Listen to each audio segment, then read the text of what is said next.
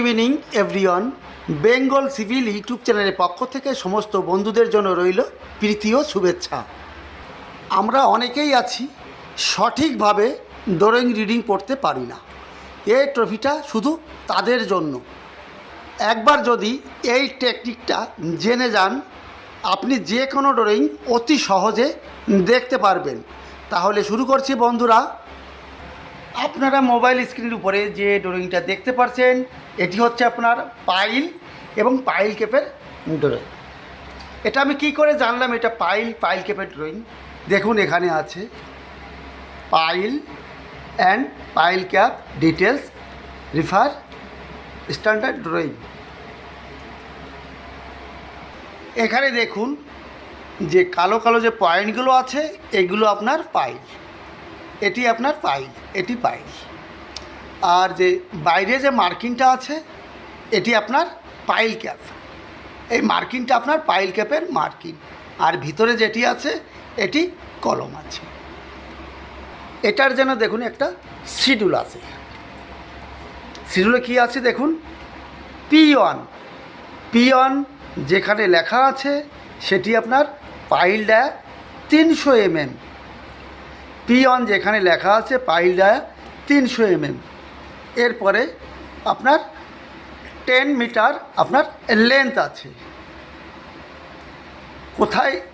এরপরে দেখুন P2 যেখানে লেখা আছে পাইল নাম্বার 2 আছে, সেটার ডায়া আছে 450 mm।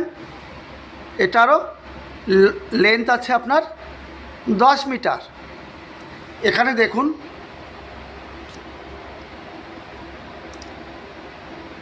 এই যে P2 আছে, অর্থাৎ এই পাইল আছে P2। এটি লম্বা ডিপথ আছে 10 মিটার।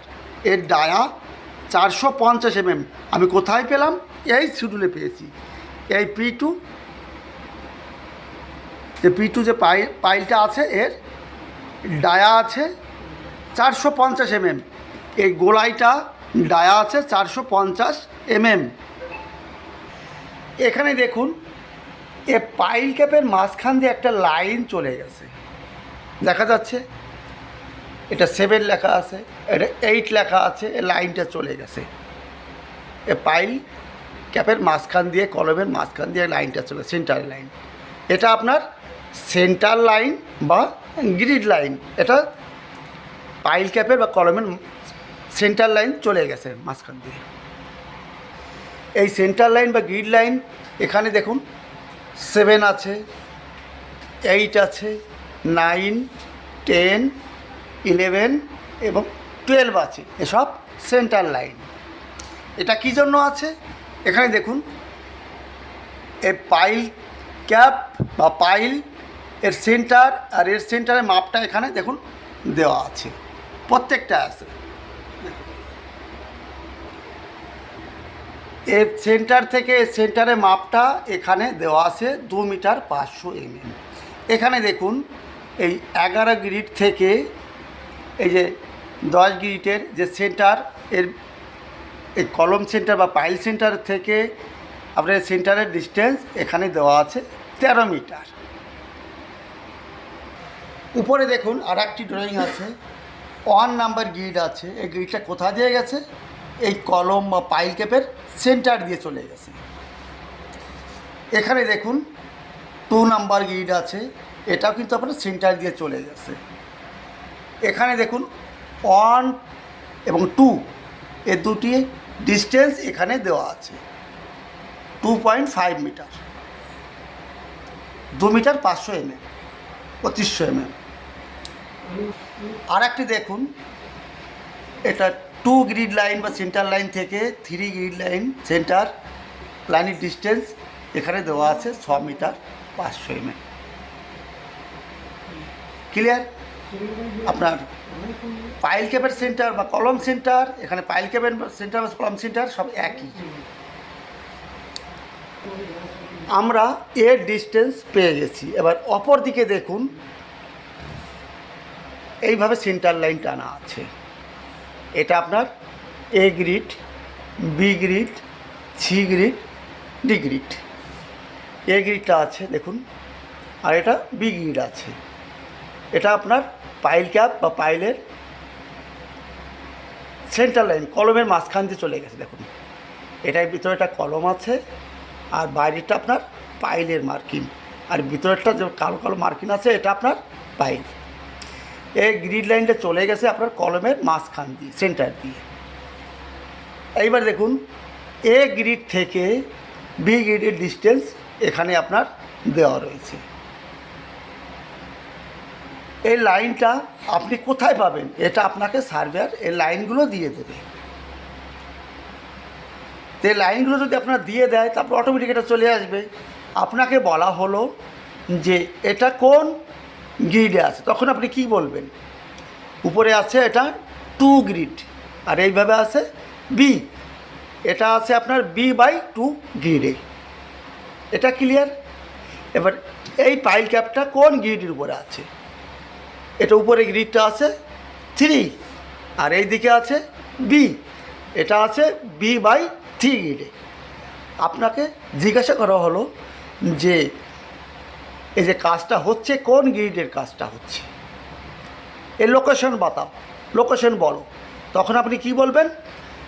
এই 3 নম্বর গ্রিড, আর এটা আছে B/3 গ্রিডে। তা আপনি কীভাবে লিখবেন B/3? দেখেন B/3 গ্রিড, এভাবে লিখবেন। এবার দেখুন, এই যে P2 অর্থাৎ পাইল নাম্বার 2 সেটা জানতে পারলাম। এরপরে আর কি জানবো দেখুন, আর এখানে যেটি আছে 3PC, এটা 410, 3PC 410, এটা আপনার এই পাইল ক্যাপের নাম্বার।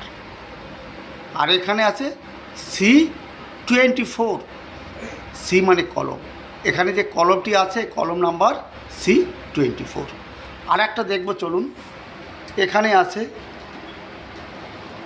P2 আছে, অর্থাৎ পাইল নাম্বার 2, এগুলি পাইল নাম্বার 2। এরপরে এবার দেখব এখানে C25 আছে, সি মানে হচ্ছে কলম, এর ভিতরে যে কলমের মার্কিংটা আছে এই কলমের নাম্বার আছে C25। এবারে কলমের সাইজ আমি কোথায় পাবো? এর জন্য আছে কলম শিডিউল। কলম শিডিউলে গেলে আমি জানতে পারবো যে এই কলমের সাইজ কত। এখানে পাইলের ডিটেলস দেওয়া আছে। পাইলের ডিটেলস দেখুন, এখানে আছে পাইল ডায়া আছে, পাইল মার্ক আছে, যেখানে P2 লেখা থাকবে, যেখানে তার ডায়া আছে 450 mm। এরপরে এর লেন্থ আছে দেখুন 10 মিটার।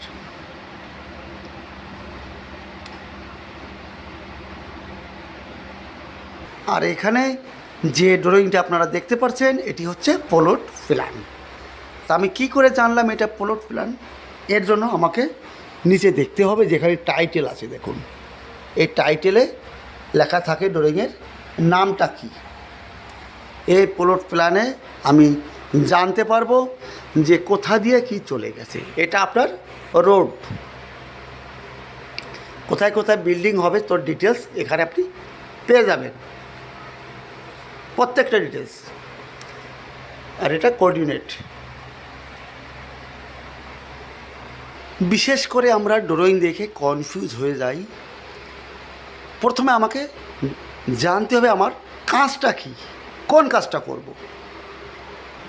এখানে দেখুন, প্রথমে যে কাজটা আমার এই পাইল করতে হবে, তা পাইলের ডিটেলস আমাকে জানতে হবে। এর জন্য এই পাইল ডিটেলস পাইলের শিডিউলে আছে।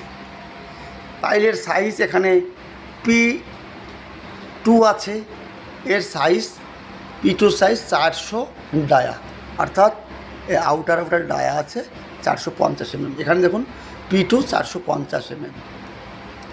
এরপরে আছে P1, এর ডায়া 300 mm। এখানে দেখুন এই পাইলের ডায়া এগুলি P1 আছে, এটাও P1 আছে।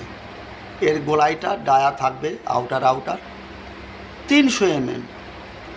আর এখানে দেখুন এটি আছে P2, অর্থাৎ এর ডায়াটা আছে 450 mm।